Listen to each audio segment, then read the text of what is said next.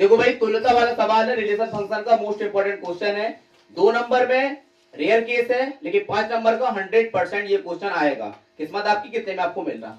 हमें दिखाना क्या है, हमें दिया रखा n to n मतलब नेचुरल नंबर से नेचुरल नंबर, r एक संबंध है। हमें दिखाना है a b रिलेशन है c d से। इस प्रकार है कि a का d के साथ रिलेशन है और b का c के साथ रिलेशन है। हमें दिखाना क्या, r एक तुल्यता संबंध है। तो जब कभी इस टाइप का सवाल आता है तो हम लोग को क्या दिखाना होता, यदि फंक्शन यदि r एक तुल्यता संबंध है तो वह स्वतुल्य कॉमा सम्मित तथा संक्रामक संबंध होगा। अगर कोई फंक्शन आर तुल्यता संबंध रखता है तो वो स्वतुल्य सम्मित संक्रामक संबंध रखेगा। Means reflexive symmetric and transitive relation is to be have, then it to be a equivalent relation. अब हम एक एक करके तीनों को देखते रहेंगे। तो हम लोग सबसे पहले क्या निकालें, नंबर फर्स्ट हम लोग उसको 3 भागों में बांट दे रहे हैं। सबसे पहले हम लोग निकालेंगे स्वतुल्य संबंध क्या कहलाता है। स्वतुल्य बोले तो रिफ्लेक्सिव रिलेशन, स्वतुल्य संबंध। स्वतुल्य संबंध का मतलब होता है एक ऐसा संबंध जो खुद का खुद से रिलेशन रखता हो। तो हम लोग लिखेंगे, हमारा जो दिया रखा a b r c d किस प्रकार का है, किस प्रकार का है, a का d के साथ रिलेशन है बराबर में b प्लस c, ये हमें दिया रखा। इसका स्वतुल्य संबंध लिखेंगे, माना r एक, मानते हुए चलते, माना r एक स्वतुल्य संबंध है। अतः क्या a b r a b के साथ रिलेशन आएगा, के साथ रिलेशन आएगा। तो ये रिलेशन कहता क्या था, ये रिलेशन कहता था कि पहले का लास्ट वाले के साथ, बीच वाले का बीच वाले के साथ, पहले का a का d b का c bc, इसका क्या कहेगा, पहले का लास्ट के साथ, बीच का बीच के साथ। तो क्या होगा इसका हो जाएगा आपका, इसका रिलेशन निकल के आएगा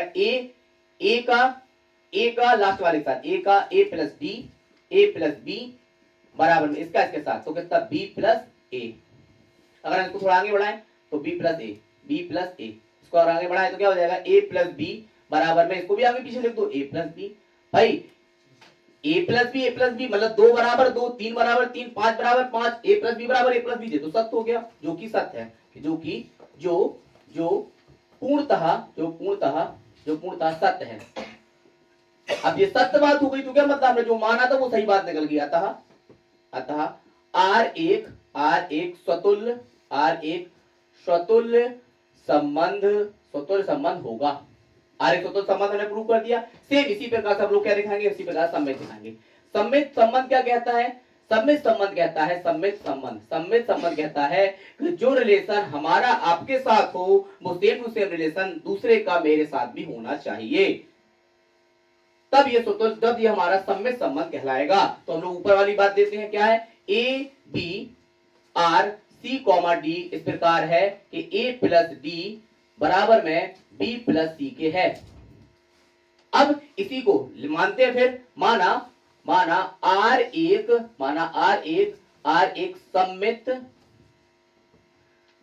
एक सम्मित संबंध है। अगर r एक सम्मित संबंध है तो क्या दिखाना हमें, हम दिखाते हुए चलेंगे, a b r c d, r a b c d के साथ क्या रिलेशन है, a का d के साथ, बेटा a का d के साथ a प्लस d बराबर में बीच वाले का बीच वाला b का c के साथ, तो b का c के साथ क्या रिलेशन आएगा, b प्लस c, पहले का लास्ट के साथ, बीच का बीच के साथ।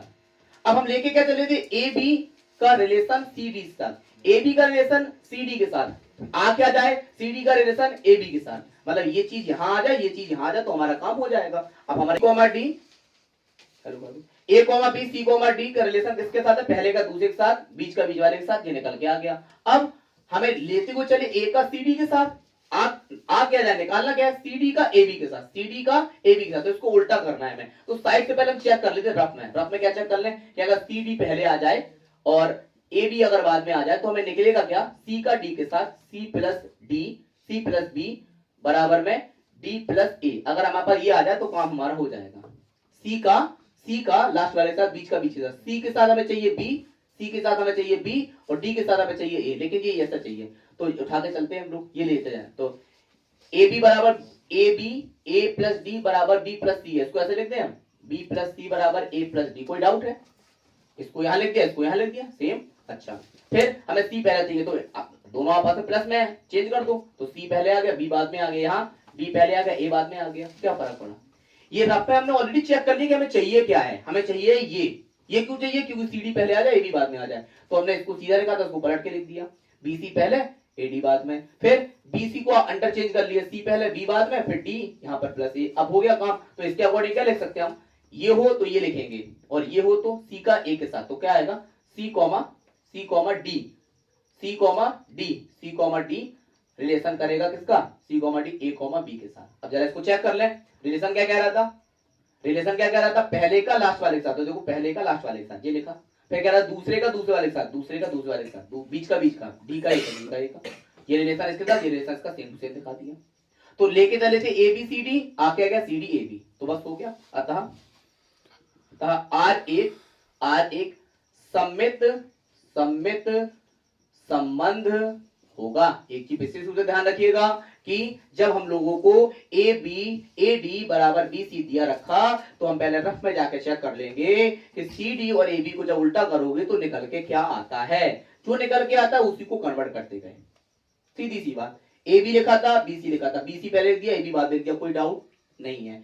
बीसी को आपस में इंटरचेंज कर दो, क्योंकि दोनों प्लस के, 2 प्लस 3 करो चाहे 3 प्लस 2 करो, तो फिर सी को पहले दिया, बी को बाद में, डी को पहले दिया, ए को बाद। सर ये सब कर क्यों रहे आप? क्यों? क्योंकि सी डी हमें पहले चाहिए, ए बी हमें बाद में चाहिए, तो सी का रिलेशन हमने एक सी के साथ दिखा दिया और बी का रिलेशन हमने एक के साथ दिखा दिया, तो सी डी ए बी निकल के आ गया। लेके चले थे ए बी सी डी, आ गया सी डी ए बी, ये क्या निकल गया? ये निकल के आ गया सम्मित संबंध, ठीक है ना। नेक्स्ट ये रखा हम लोग को, नेक्स्ट ये वाला हटा दें। सम्मित संबंध के बाद अब हमारा लास्ट आता है संक्रामक संबंध। संक्रामक संबंध भैया क्या कहलाता है? संक्रामक संबंध का मतलब होता है जो रिलेशन एक का दूसरे के साथ हो, वही रिलेशन दूसरे का तीसरे के साथ हो, तो पहले का और तीसरे का भी रिलेशन सेम होगा। मैं एक नाम का कोई व्यक्ति बी के साथ दोस्त है, बी जो है वो सी का दोस्त है, तो अगर ए और सी भी आपस में दोस्त बन जाएं तो वो हमारा संक्रामक संबंध कहलाएगा, ठीक है ना। तो मानते हुए चलते हैं, ऊपर एक फंक्शन ले लेंगे क्या? A comma B R C comma D किस प्रकार से है? ऐसे है, क्या है? ऐसे, A plus D is equal to B plus C, ऐसा ले रहे। अच्छा, ए बी सी डी, अब ले रहे सी डी रिलेशन किसका? सी डी ई एफ, तो क्या होगा? ए बी सी डी, तो ए का डी के साथ, बी का सी के साथ बना दिया। सी डी और ई एफ होता तो सी का एफ के साथ सी प्लस एफ बराबर में डी प्लस ई।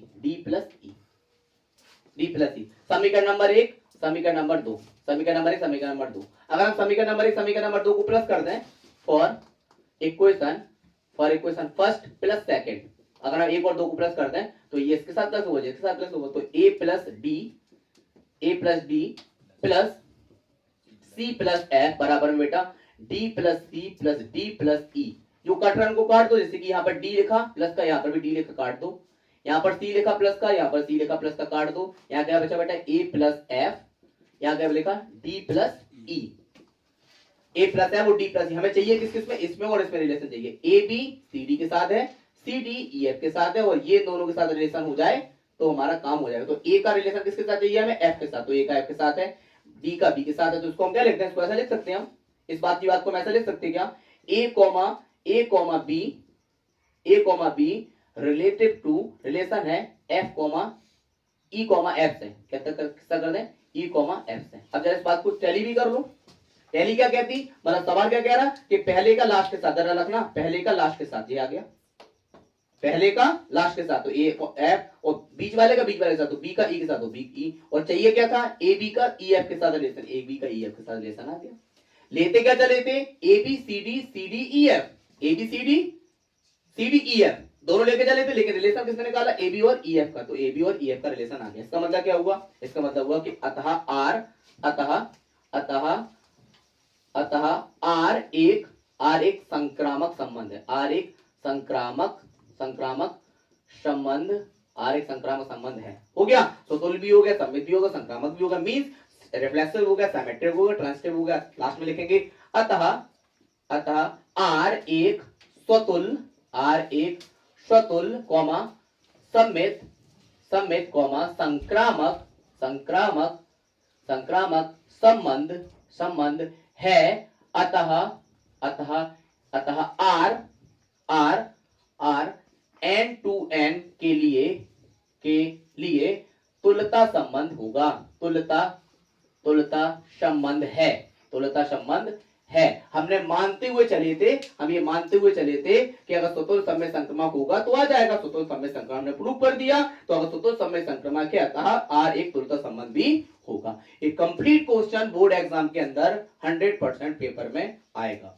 आएगा कितने नंबर का, या 2 नंबर का या 5 नंबर का। रिलेशन सारे के एक जैसे होंगे, जैसा भी हो। बदलेगा क्या पेपर में, हमेशा पेपर में बदल के क्या आएगा, केवल और केवल ये ए बी बी सी हो सकता आ जाए पेपर में एक्स बाई पी क्यू हो जाए सवाल में कि एक्स डिविजल बाय 3, एक्स 2 से विभाज्य है, 3 से विभाज्य है, 4 से विभाज्य है, 10 से विभाज्य है, 50 से विभाज्य है। लगेगा सबका तरीका ऐसे। एक क्वेश्चन ने आपको प्लस वाला बता दिया, एक क्वेश्चन हम विभाजन वाला भी बता देंगे। 2 में से एक गारंटी आएगा। ठीक है, अब नोट कर लीजिए इसको।